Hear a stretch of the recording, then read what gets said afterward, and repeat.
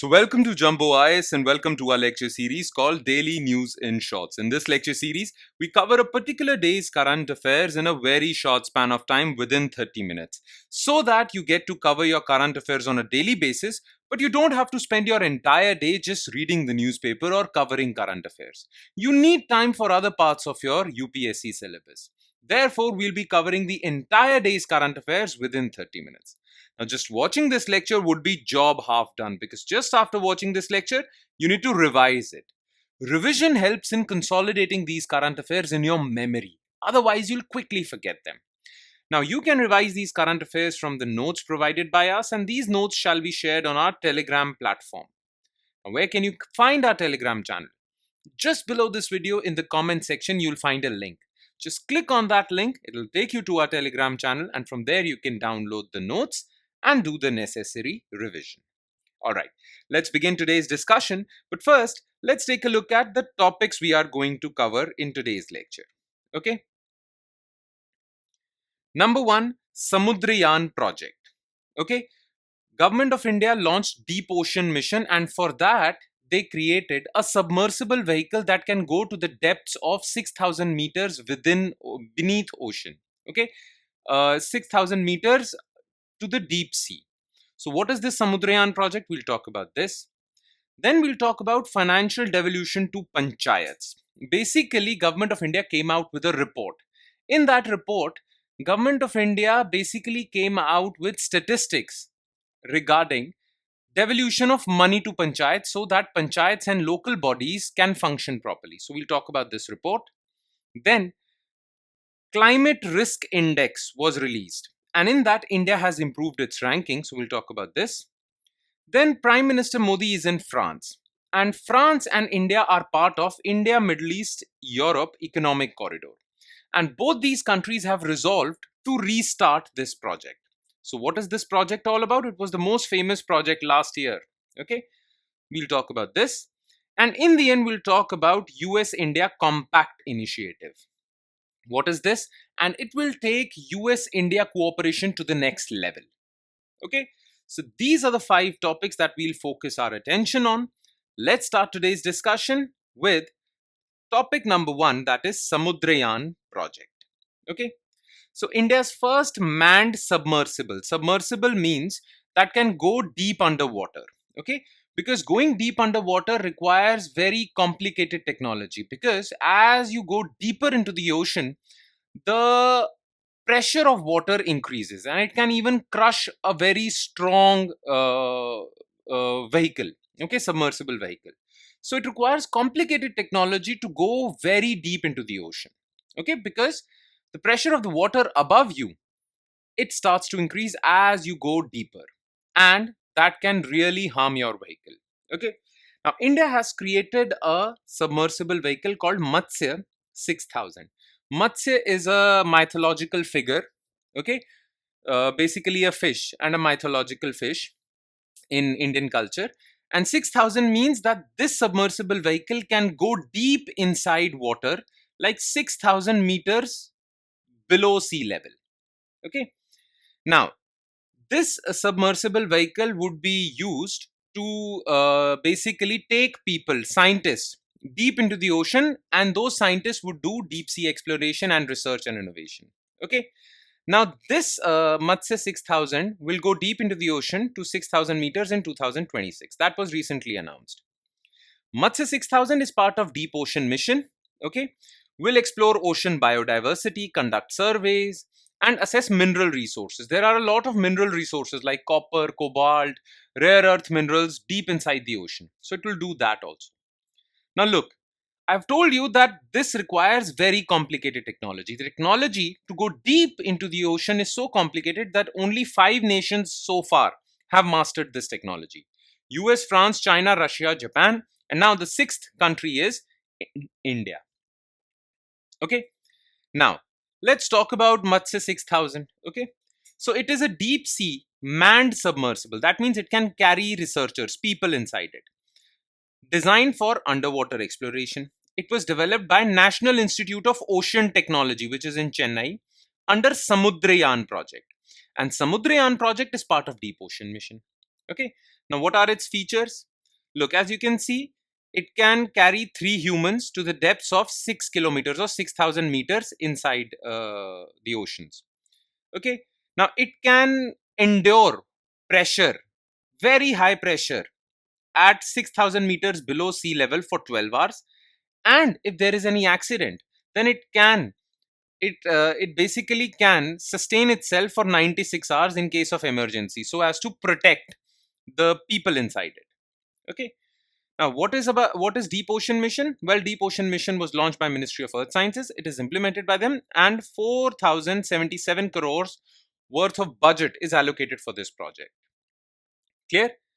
Now, what is the significance of deep sea exploration? What is the purpose of Matsya 6000? So first is deep sea research. We want to see deep sea biodiversity, marine ecosystems. Then we want to explore some resources. We can find cobalt, manganese, copper, and many rare earth elements which would be useful in today's economy. Some of these minerals are critical minerals, and we have talked about critical minerals. Okay, so if India can find these critical minerals deep inside and India can mine them, it would really make India resource rich. Then, third purpose is technology demonstration. Now, India has become the sixth country to possess this technology to go very deep into the ocean. So, basically, India wants to show off and enhance its technological capabilities. Okay, that it can go inside water, that deep inside water. Then, generate awareness to promote marine tourism, ocean literacy, and support oceanic research. Plus, climate change is impacting world's oceans also. So this research vehicle would look into climate change's impact on marine diversity as well. Clear? So this is the purpose of Matsya 6000, which will be launched next year. All right. Now let's move on to topic number 2, which is financial devolution to panchayats. Now hear me out carefully. India follows a 3-tier governance system. We have center, then we have states, okay, and then we have local bodies. Okay, the thing is, for rural areas we have panchayats as local bodies, and for urban areas we have municipal corporations. Okay, now our constitution basically talked about distribution of powers between center and states, and it did not talk about any powers for local bodies. Okay, therefore our constitution was amended in the 90s. We got 73rd Constitutional Amendment Act and 74th Constitutional Amendment Act. Okay, 73rd Constitutional Amendment Act created panchayats, 74th created municipalities. Okay, now the constitution has made it mandatory for states to create panchayats in their respective states, for every district, for every village, right? To create panchayats and conduct regular elections for panchayats. But the thing is that local government or local governance is a state subject. Now, the constitution, including 73rd and 74th Constitutional Amendment Act, has left it to the states to devolve power to panchayats. Basically, states have the authority in devolving powers to local governments. Okay, it would be decided by respective states how much power should be given to a panchayat, how much power should be given to a municipal corporation, which taxes panchayats can collect, or how much money we will give to panchayats. So, state governments have complete authority over panchayats. The constitution has given this authority to states. Now, some states have devolved more powers to panchayats, some states haven't. Okay. Now, a report was created by Ministry of Panchayati Raj. Okay.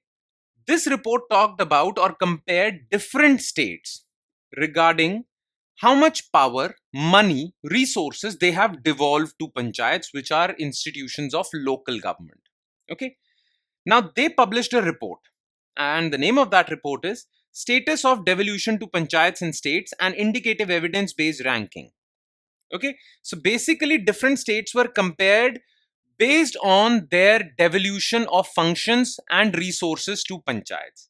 Which states have given more powers and money to panchayats, which states haven't. Okay, this was the objective of this report. Now, this report overall gave a good news. As per this report, devolution to rural local bodies increased from 39.9% to 43.9% between 13-14 and 21-22. Now, which type of devolution? Devolution of finances, more money is given to these panchayats so that they can function properly. More functions are given to these panchayats. Okay, by functions they mean that some functions are performed by state governments. Now, some state governments give those functions or devolve those functions to panchayats. Okay, so overall devolution has happened. That means panchayats have been empowered. Okay, now key highlights of this report. First of all, increased financial devolution. That means states are giving more money to panchayats. This has improved Panchayati Raj funding, and if panchayats would have more money, they would function properly. Okay, most panchayats in India do not function properly because of lack of funding. Now, this situation has improved that.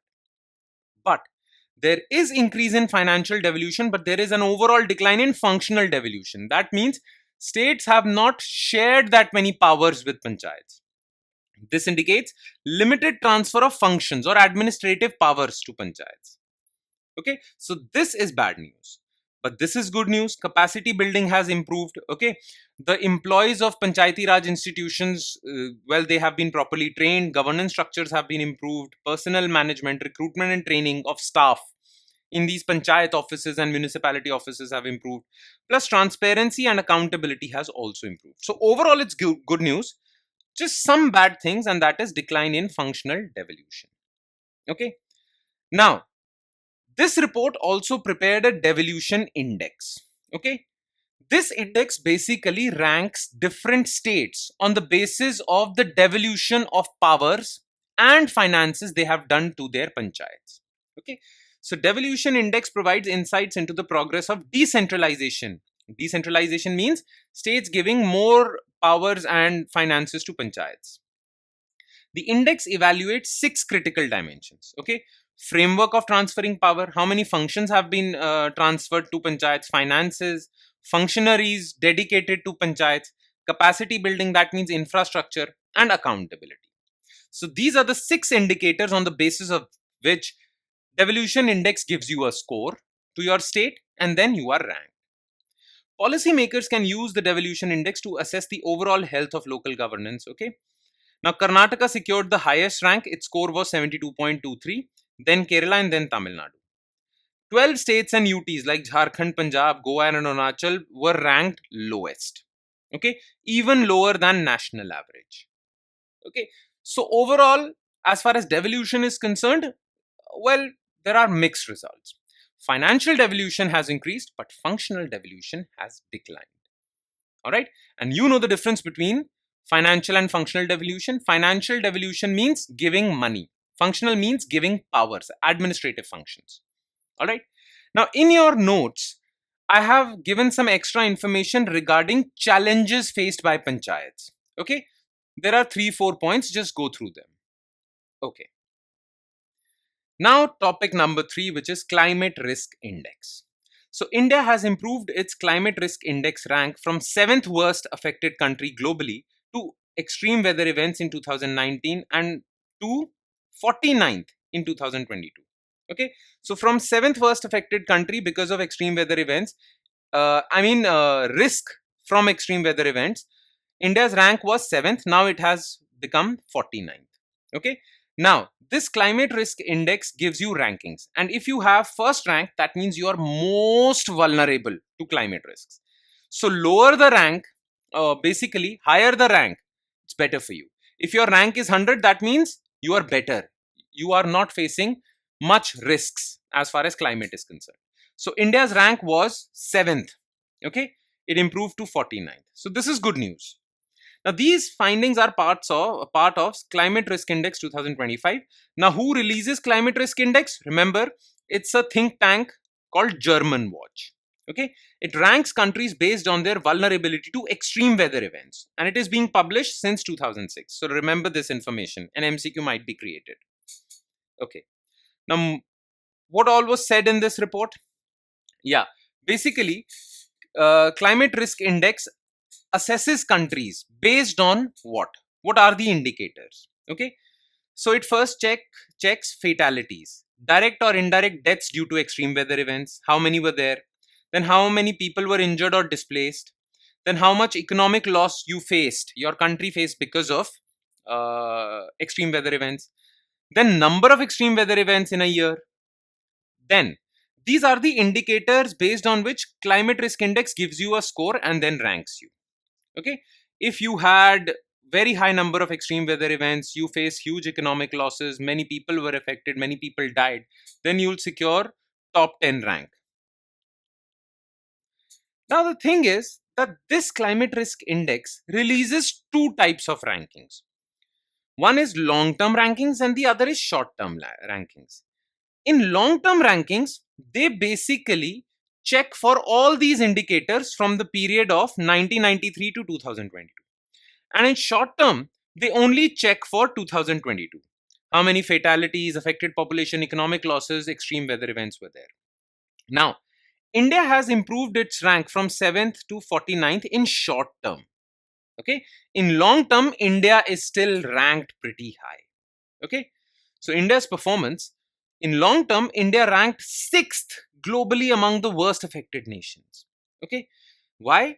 Over 400 extreme weather events reported in the last 30 years, 80,000 plus deaths, and $180 billion in losses due to climate related disasters. So, in long term, India is ranked 6th worst. Okay. But in short term, India improved. India was ranked 7th in 2019, but now it has been ranked 49th. Now, the reason for this 49th rank also, why India isn't ranked 100 or like 90? Well, there were severe floods, cyclones, heat waves in the year 2022. That's the reason. But still, improvement is an improvement. So, in short term, India is improving. But if you analyze this for the past 30 years, India is still the 6th worst affected country. This is bad news. All right. Just remember the few facts related to climate risk index. Who releases it? When it was started? What are its indicators? And what is this long-term assessment and short-term assessment? Okay, just remember this. It is very important from the perspective of prelims. All right. Now let's talk about fourth news item, and which is India, Middle East, Europe Economic Corridor. Okay. The thing is that in G20 summit, which was hosted by India in 2023, okay, this corridor was announced. So basically, a multimodal corridor. Multimodal means multiple modes of transport: land, sea, rail, road. Okay, these are different modes of transport, right? Uh, uh, Road transport, rail transport, air transport, sea transport. These are different, basically, modes of transport. So they have created a corridor from India's Gujarat going through Middle East and going to Europe. Okay, and this corridor or this route will host different modes: sea route, land route, air route, everything. Okay, now this was announced in G20 Summit 2023, and it was announced with huge fanfare. And work started on this project. Okay, people started working on it, and people started developing this route. But what happened? Okay, well, the Gaza conflict happened. October 7 attacks on Israel happened. And this basically stopped all the work on this corridor because the Gaza conflict happened in Middle East. And Middle East is the key part of this puzzle. Clear? Now that the Gaza conflict has been concluded somehow, almost, right? India and France, which were both part of this project, have vowed to restart work on this project. Okay, this project got delayed because of Gaza conflict, but now that the Gaza conflict is almost over, the work should be restarted on this project. Okay, now let's gather some more information about India, Middle East, Europe corridor, economic corridor. So it was announced during G20 summit, which was hosted by India in 2023. It is a multimodal connectivity initiative linking India, Middle East, Europe through sea and land routes. Now, who are the participating countries in this? Well, India, UAE, Saudi Arabia, Jordan, Israel, France, Germany, Italy, and European Union. And since France is part of European Union, well, France is automatically part of this. But France is separately also part of this. Okay, and this is this corridor starting from Mumbai or Gujarat, going through this, going to Jebel Ali in UAE, Riyadh, Saudi Arabia, Haifa in Israel, Piraeus in Greece, and then to Europe. Okay, now, the thing is, what is the significance of this route? You need to know this. Why was this route very important? Look, if India and Europe have to trade, okay, now there were two routes for India and Europe to trade. One is known as the Suez Canal Red Sea route, okay, this. So it passes through Red Sea and Suez Canal and then it goes to Europe. The other was going around Africa, known as the Cape of Good Hope route.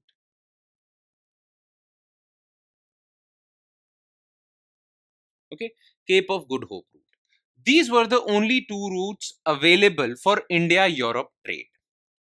Okay, now the problem was because of Gaza conflict and because of a very volatile situation in the Middle East. Well, there were some separatist or there were some militant groups called the Houthis, okay, which were in Yemen. They started bombing ships who were passing through this route. So this route somehow got blocked. And most of the trading ships started going through Cape of Good Hope route. Now the problem is that Cape of Good Hope route is longer, and because it is longer, it is costlier also, because ships have to travel more. But because this route was unstable because of geopolitical conflict, India had to resort to, or Europeans had to resort to, this longer route. Clear? Okay, now if India Middle East Europe corridor becomes functional, then, well, traders can bypass this Red Sea Suez Canal route and go to Europe directly without going through this longer Cape of Good Hope route. Makes sense? Plus, another purpose of launching this India Middle East Europe economic corridor was that China is already building two routes, one land and the other sea, connecting China with Europe. This is known as China's Belt and Road Initiative. Now, if China does that, then China will achieve dominance over routes between Asia and Europe.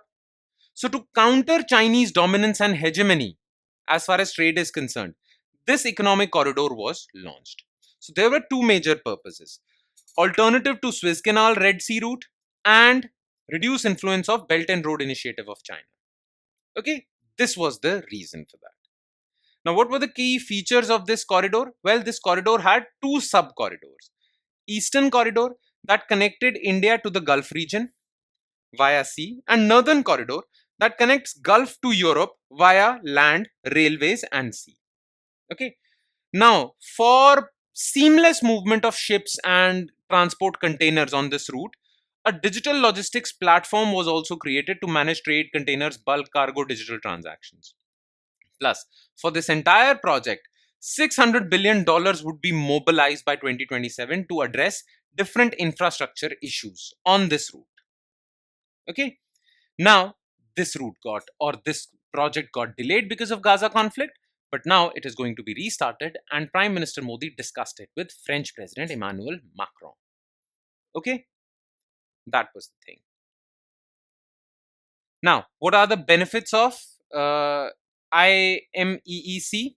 Well, first of all, it will enhance connectivity across economic hubs in Middle East and Europe, strengthen supply chain security by offering an alternative route, support clean energy initiatives by facilitating green hydrogen and renewable energy trade.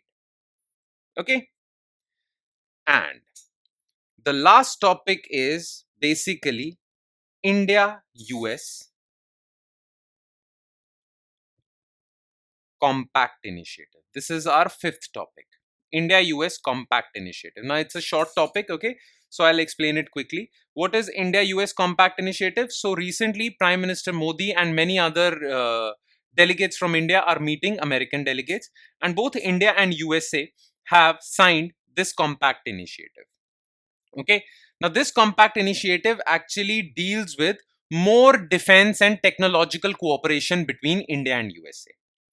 Under this compact initiative, there are three major components. First, a 10-year US-India defense partnership deal has been signed, which involves defense procurement. So India would buy US weapons, high-tech US weapons, technology transfer. USA will transfer technologies, or USA will transfer these weapons technologies to India so that India can manufacture themselves, and many military exercises.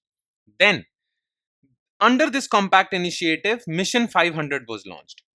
Under Mission 500, the bilateral trade between India and USA should reach $500 billion by 2030. So this is the target that they have set under Mission 500. And they have also launched Trust Initiative for Indo-US cooperation in the field of AI, space, quantum computing, and semiconductor manufacturing. So this compact initiative basically take US-India partnership to another level. That's the reason for this. Okay? All right. And with that, we conclude today's session. Thank you so much for watching, everyone, and I'm sure it has added value to your preparation. It would add more value if you'll revise this lecture as well. Do not forget to revise it. Revision helps in consolidating these things in your memory. On that note, I'll be signing off. Thank you so much, everyone.